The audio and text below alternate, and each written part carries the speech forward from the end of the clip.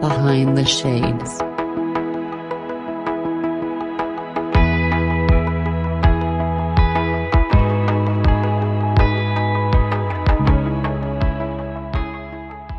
It's like we were taught how to talk, but not to communicate.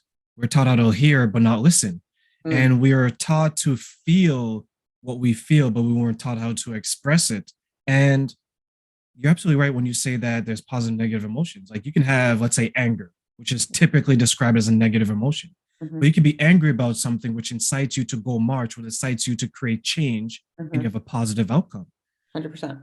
Right? I Yeah. don't think people judge that people spend less time judging what could happen or the outcome of what they express. Like I can be happy that Laura has a new house, Mhm. but that happiness can fuel jealousy and envy.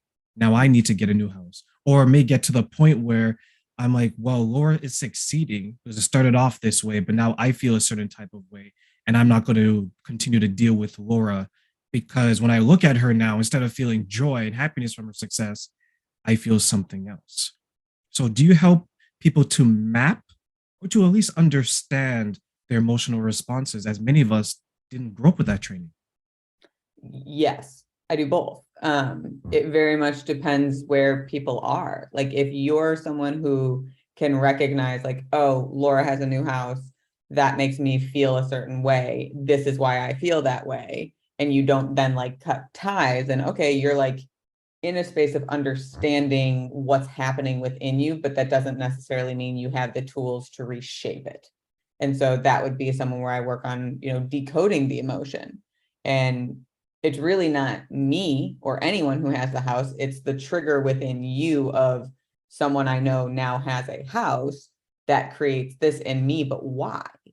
What are you like? Where's the meaning within it? Like, there's plenty of people throughout the country, the world, buying houses every day. What, like, why does it matter if another person, like a specific person, for example, like me, that like, why does that actually invoke a reaction? And people get this all the time on social media when they see their friends getting married or having kids, and it makes them like question where they're at because we feel like there's almost this like blueprint of what we need to be like, okay, we're here. So by this age, we need to be doing these things. And like, oh God, these people are doing these things. Does that mean I'm behind? Like, there's no behind or ahead in life. There's just your life and your path and what drives you versus others. So it's kind of getting people to understand that their emotions are signals for them to like understand what's happening within their bodies for them to then choose to heal that or use that. Not all react, like you said, like anger about injustice, for instance.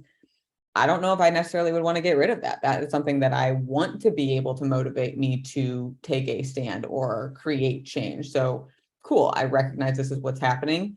I value why its values aligned with my like morals and my purpose. I don't want to change it. I understand why it happened. Okay. But if I get mad that my husband eats donuts and I'm on a diet or something, that might not be where I want to, hold my anger because he's not on a diet. I would be the one on a diet. But I mean, that's what happened before I was coaching. So now I don't get in that predicament with him anymore. But it's, just helping people witness like these are the landmines you have within you. Outside world will trigger them, but your power, your control comes in how you choose to heal and respond and act. Because at the end of the day, regardless of the success, lack of success, weight, lack of weight, whatever your predicaments are, if you can end a day and look back and be proud of who you were, proud of how you managed yourself, even if your outcomes aren't exactly aligned, isn't that a good day? I think so. I think so. And for those wondering, her husband's actually a strong man. Okay, so he may have or donut or two, but he's still a strong man. Yes. But I think, and you touched on like social media, the posts, and I have a few friends this year that are getting married, and it took me back to a time where this was years ago. I went on this date. It was probably date number two with this young lady, and she mentioned on the second date that she wants to get married within 9 months, have kids within, sorry, she wanted to get married within 6 months, children within 9 months. And I was like, whoa, whoa, whoa, whoa, Yeah. whoa. Right.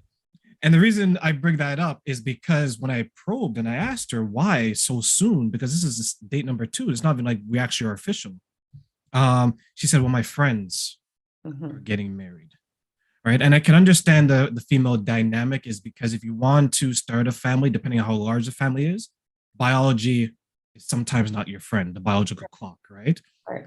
But have you seen where, because I know I've seen it, where there's some people, their journey would be a duplicate of someone else's, or at least a version so close to someone else's that they can actually create a second Laura, for example, or a second terrain. Have you seen that?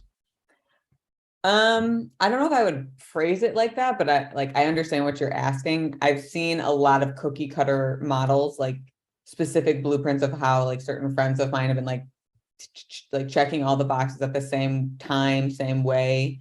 And it always makes me think of like God, what are they called? Like, the developments where like all the houses are the same.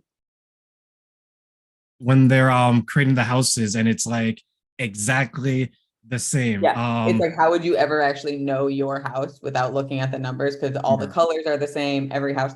Like, that's what I think of. And humans are not like that. Like, we each have our own unique fingerprint in like general like fingerprints, but also like psychology, evolution. I mean, like my brother and I, and if you think about it, siblings are supposed to be more closely aligned because they're raised in the similar nature nurture experience. We couldn't be more different. Like, it's comical how opposite that we are, yet we were exposed to 99% of the same things and had a lot of the same morals and values instilled in us, and we are very different people. Now, he is successful in his own way and I'm successful in my own way, and who's to say one way is better than the other? But more importantly, where did the competition come from? Like, why do we need to compare and compete? Oh, my friends are getting married and having kids, which means I should, and if I don't, then I'm failing or I'm not where I need to be. Says who? Like, where did this competition come from? And my suggestion is fear.